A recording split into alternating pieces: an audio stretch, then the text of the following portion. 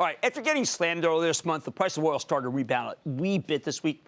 So what can we expect from this incredibly important energy business going forward, especially with talk about deregulation spanning the nation? As far as I'm concerned, no one knows this business better than Rusty Braziel. He is the president and CEO of RBNenergy.com. I tell you, this is a go-to source and a go-to site for data analysis and commentary about the oil patch. I use it every day. Rusty, welcome back to Mad Money. Good to see you. Good to see you. All right, have a seat. Right. Rusty, I got to tell you, last time you were here, a lot of people were predicting oil going to go to 80, 100. You said that it's self-fulfilling, that literally because of American ingenuity, because of engineering, we are literally possibly keeping a lid on oil from this country. That's right. I mean, we've been at $50 now for the last 2.5 years. We've got a slide, I think, on this. If you look at what's gone on, prices have been in a trading range, except for just a couple of months last year, about this time, in a trading range for the last 2.5 years. And if we look forward for the next 5 years, the forward curve of crude oil in the United States is at $50 flat. But how is that possible? We're a growing country, a growing economy. We have a president who favors drilling, and we have lots of inexpensive that were once expensive areas to drill in. Well, it's like you said, it's the ingenuity of U.S. producing companies. We've learned how to produce and make money at $50. And there's lots of reasons for that. Let's hear them, because 2 years ago you couldn't say it. All right.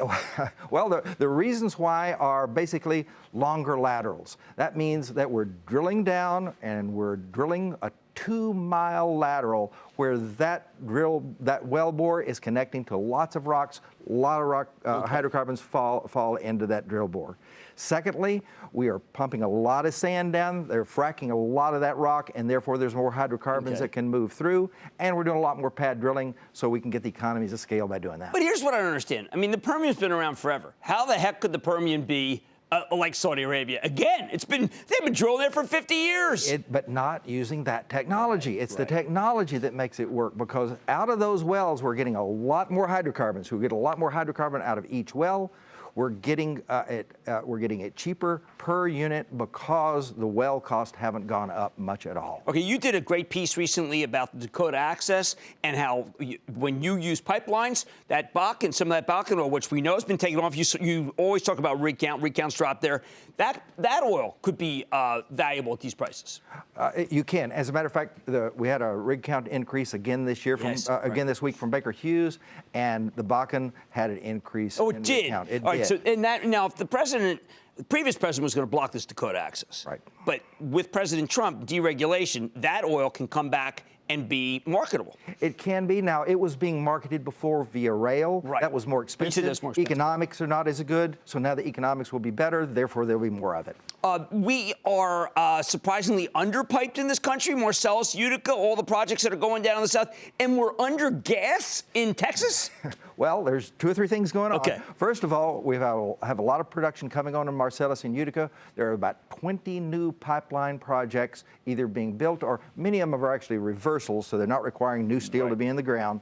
But there are a lot of pipeline projects coming on. The majority of that gas gets to the Gulf Coast, where it will either be exported in the form of LNG or it will go to Mexico. One of the two, it gets to the Gulf Coast. And because of that, you have this giant sucking sound along the Gulf Coast of gas that needs to move offshore, and therefore we need to get more pipes down there to be able to accomplish that. You mentioned Mexico. When I think of Mexico and I think of pipe, the late Aubrey McClendon took us to Utica, and I said, is this all U.S. pipe? And he goes, no, it's all from Mexico. We can't afford it. That's changing, isn't it? That is changing.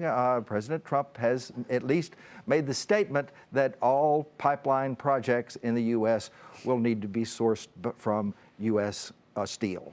Now, we hear a lot of concerns from our midstream clients that they're worried about that. But on the other hand, the steel companies, they say they can do it, and I think they've talked to you about that. Well, we had Nucor on, and I frankly, they can be the lowest cost producer, so it's entirely possible they can outbid anybody. But what I'm shocked at is that when you take places like the Permian, I know some of the oil companies that deal there, they actually need a huge amount of pipe in what I thought was the most overpiped area of the country. No, what's going on in the Permian is that right now we are overpiped.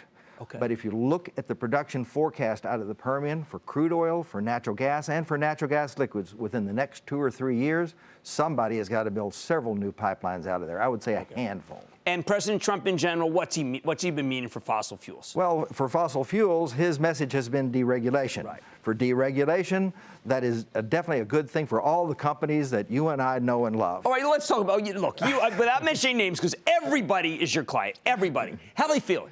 They're feeling great. They're feeling great. All the pressure that they were under, trying to wonder about what the regulations were going to be. It was the uncertainty. So you're telling me, like, every day they would be like, what, are you kidding me? That kind of thing? Yeah, and now they're looking at a situation where regulations are at least expected to be dialed back, right, which is a great thing, which means that they'll be able to produce for less money, which means they'll be able to have lower break-even prices, which means they'll be able to make more money, which means they'll be able to produce more hydrocarbons, which means the law of unintended consequences will be making too much here. Perhaps we could make so many hydrocarbons that the price stays low no matter what. And maybe that's what that curve is showing. Rusty Braziel, you are the best. You are just the best. I learned, this is who I get a bulletin from him. I'm a client. What can I say? This is Rusty Braziel. He's the president and CEO of RBN Energy, rbnenergy.com. Wow, I learn every time you're with me. Thank you so much. Stay with Cramer. Booyah! Jim Cramer here from Mad Money. Thanks for watching CNBC on YouTube. Click here to subscribe and get the jump on my exclusives with CEOs, plus market news, investing advice, and a whole lot more.